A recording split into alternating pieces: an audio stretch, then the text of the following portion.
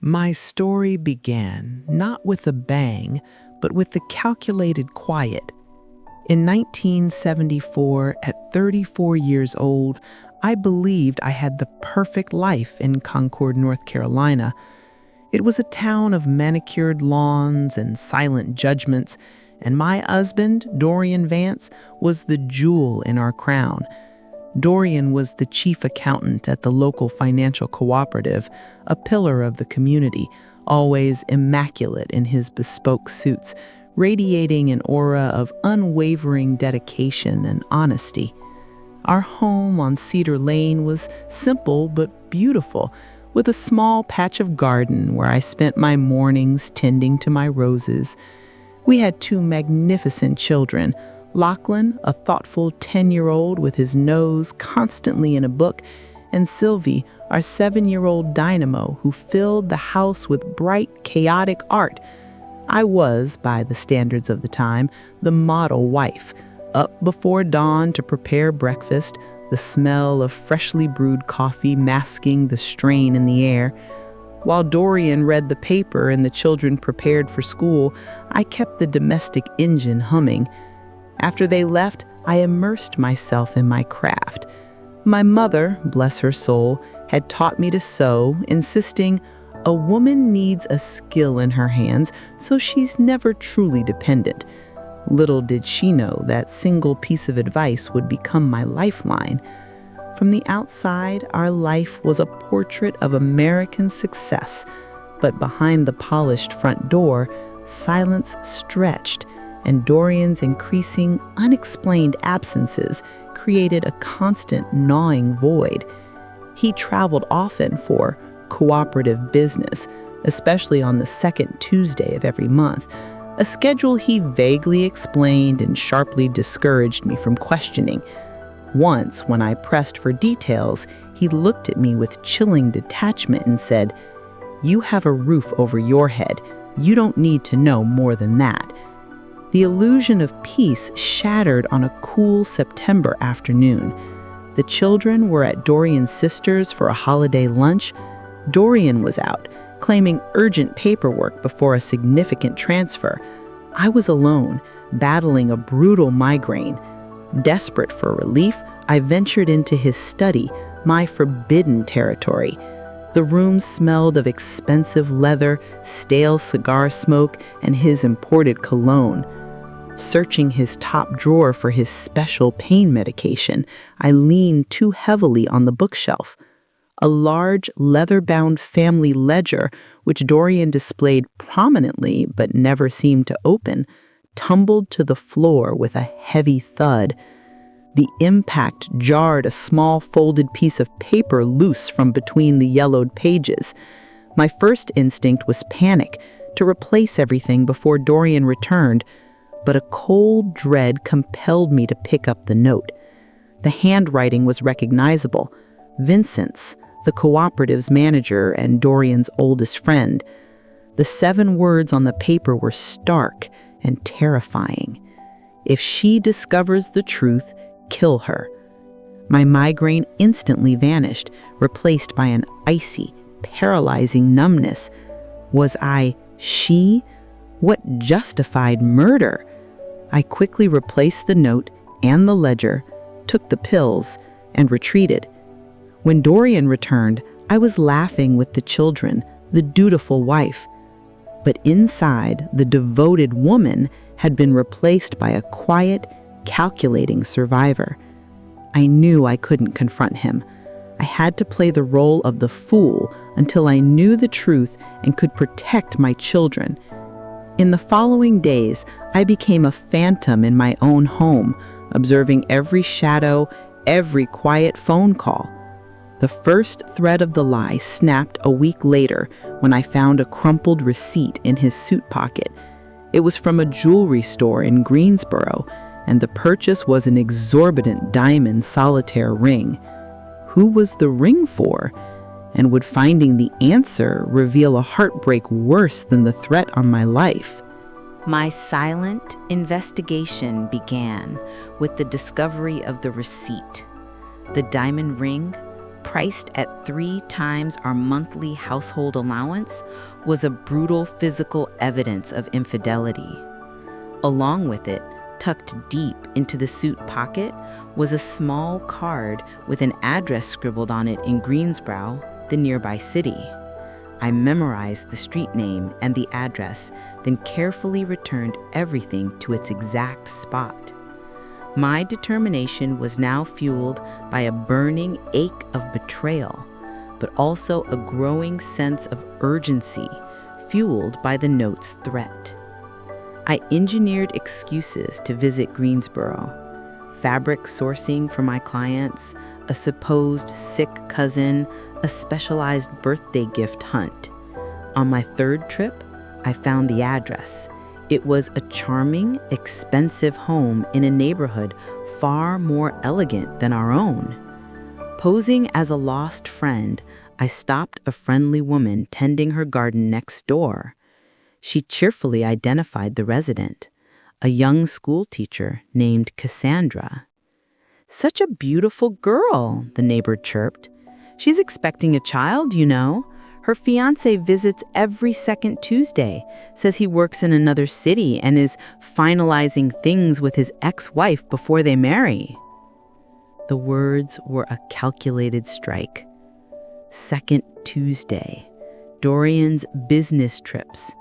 The ex-wife was me, already relegated to the past, while I cooked his dinner. I returned home, reeling from the realization that my 10-year marriage was a calculated farce. But the plot deepened. I needed to connect the note and the mistress to the urgent paperwork at the financial cooperative. I discreetly befriended Miss Iris Thorne, the cooperative's new secretary, during our weekly market visits. Through seemingly casual chatter, she revealed that Dorian and Vincent were deeply involved in a massive upcoming transfer, staying late to review documents. "I've never seen so much money together in my life," she confided innocently. The large transfer, the one Dorian had mentioned would require an extended trip, was scheduled for the end of the month. The pieces clicked into a terrifying mosaic. Dorian and Vincent were planning to embezzle the money, escape with Cassandra and their unborn child to start a new life, and eliminate me, the she who might expose the truth, before they vanished. My mind raced back months ago when I found a strange key in Dorian's shaving kit. He dismissed it as an old file drawer key and quickly hid it. Now the key screamed of importance. I waited until the house was empty and began a frantic search. The key was hidden in a fake book safe on his bookshelf, ironically, a book on corporate ethics. It opened a small metal box concealed beneath his travel bags in the wardrobe. Inside, the final, undeniable evidence lay bare. Ship tickets to a distant country in the names of Dorian Vance and Cassandra Oliver, fake identity papers, and a bundle of nauseating love letters. The last letter confirmed my death sentence. Cassandra wrote, referencing Vincent's words, "Be careful with the final details of the plan. As Vincent always says, if she discovers the truth before time, you know what needs to be done. But I know everything will work out." 10 years of devotion were about to be discarded like garbage. At that moment, I made my pledge. I would not be the victim. I would use this truth to guarantee the future of my children. I had 2 weeks until the heist, 2 weeks to elaborate my own counterplan, not of escape, but of justice. That night, lying beside the man who planned my murder, I smiled, knowing I had to move quickly and silently, turning the tables on the man who thought he could destroy me. The first step required money, and the only savings I had were hidden in my seamstress's tin, money Dorian had never known about. Would it be enough to save us? With only 2 weeks remaining, my focus narrowed to execution. First, I needed financial independence. Dorian rigidly controlled our household savings, so I had to rely on the money I had secretly saved from my sewing commissions over 5 years. It was a small sum, but a start. I confided in my wealthiest client, Mrs. Thorne, an astute rancher's widow. I lamented that Dorian handled all our finances, claiming I needed my own money for a future venture. Mrs. Thorne, a staunch believer in female independence, immediately helped me open a secret account at a different bank in a different city. Step 2 was gathering irrefutable proof. I knew the letters and tickets proved betrayal, but I needed solid evidence of the criminal scheme to protect myself from being painted as a jealous wife making up stories. Every morning Dorian left for work, I would sneak into his study, carefully photographing key financial documents using a small Kodak camera I purchased in Greensboro. The documents revealed a pattern. Dorian and Vincent had been subtly diverting small sums for years through ghost accounts of deceased clients.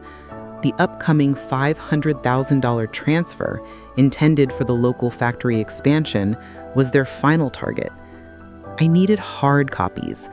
I approached Mr. Quinton, the owner of the town's only print shop, whose children attended school with mine.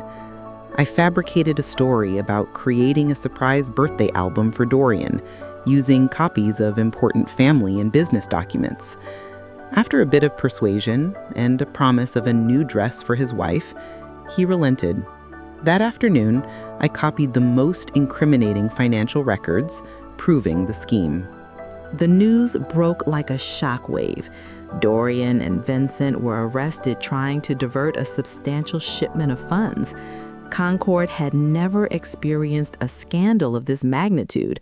The cooperative was temporarily closed, federal agents occupied the local station, and journalists descended, calling it the Ledger heist, due to the note found inside the old book.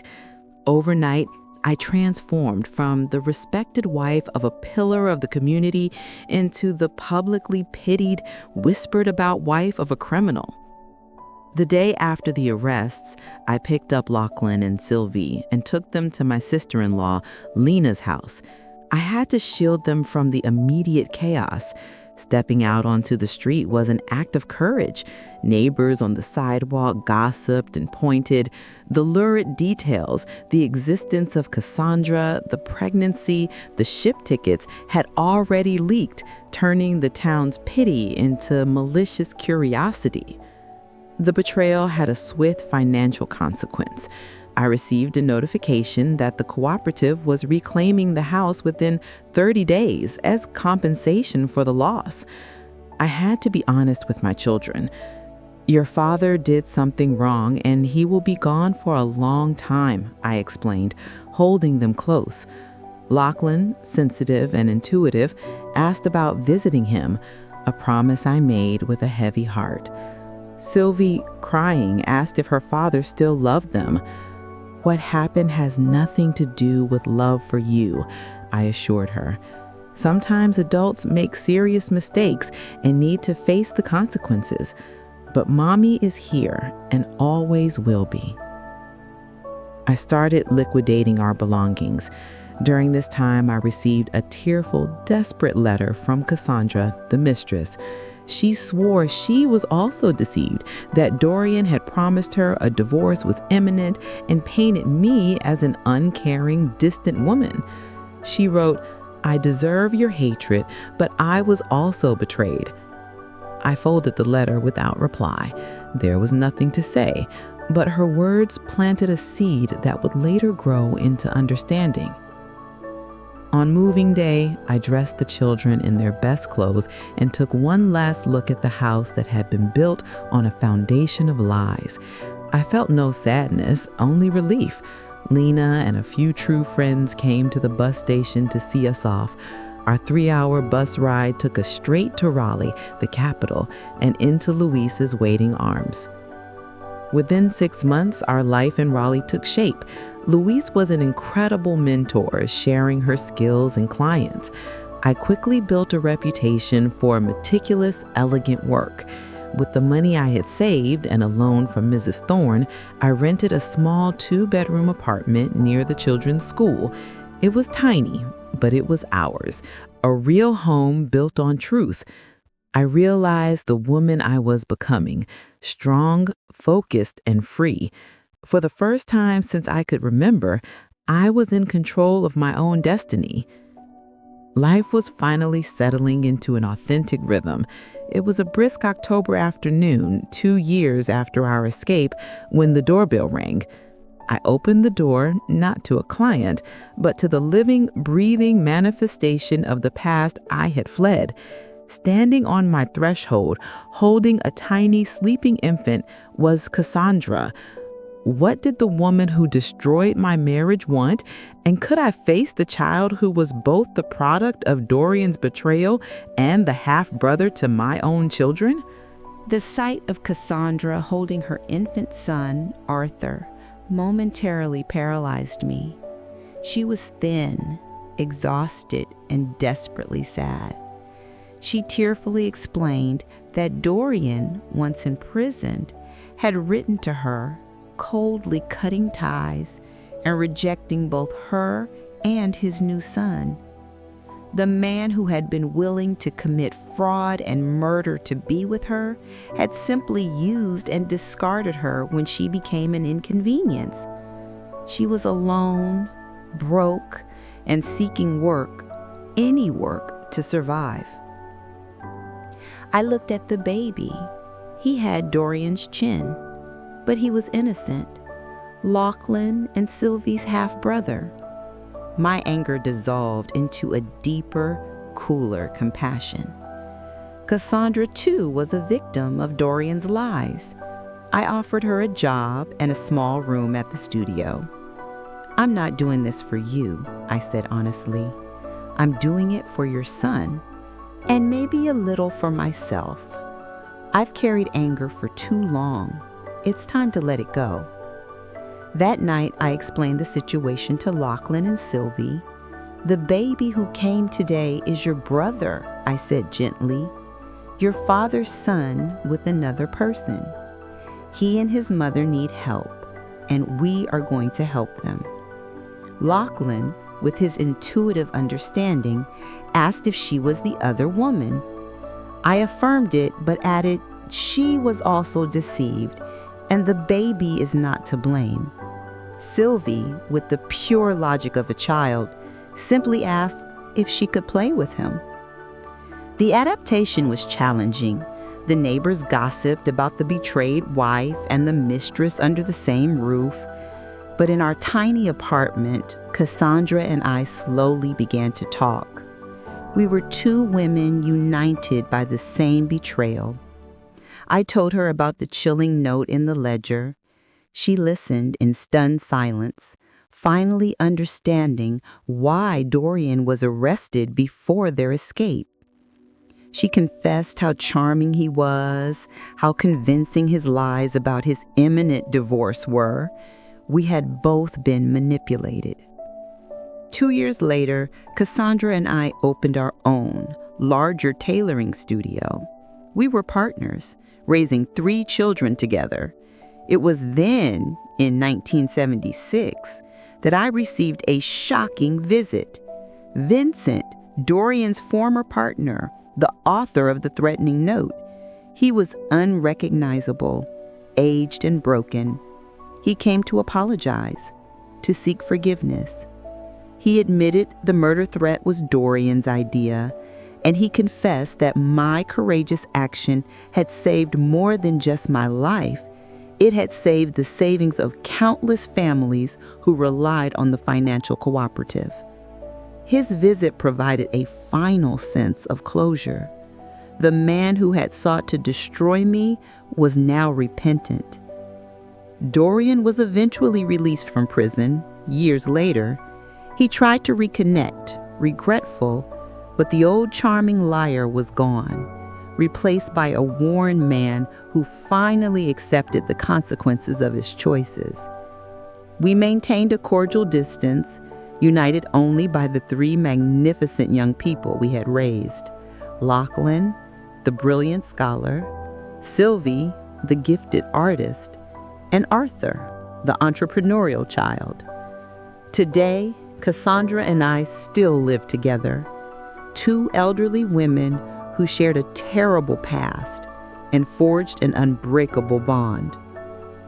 I look back and wish I could whisper to that terrified 34-year-old in the study, "Courage, Ilara. What seems like the end of everything is just the beginning of something extraordinary. The storm is brutal, but what you build after it will be stronger and more beautiful than you ever imagined." My life, once a cage, became a tapestry woven with resilience, forgiveness, and unconditional love. My story is finished, my dears. But remember this: sometimes we need something to break completely so we can build something much more beautiful in its place. The note that was meant to condemn me was the very thing that set me free. Now that you know the truth of how the plot was foiled, have you ever stopped to consider what happened to the vast sum of money Dorian and Vincent intended to steal? The authorities recovered some, but not all. And that missing $500,000 played a secret, subtle role in the rest of my life.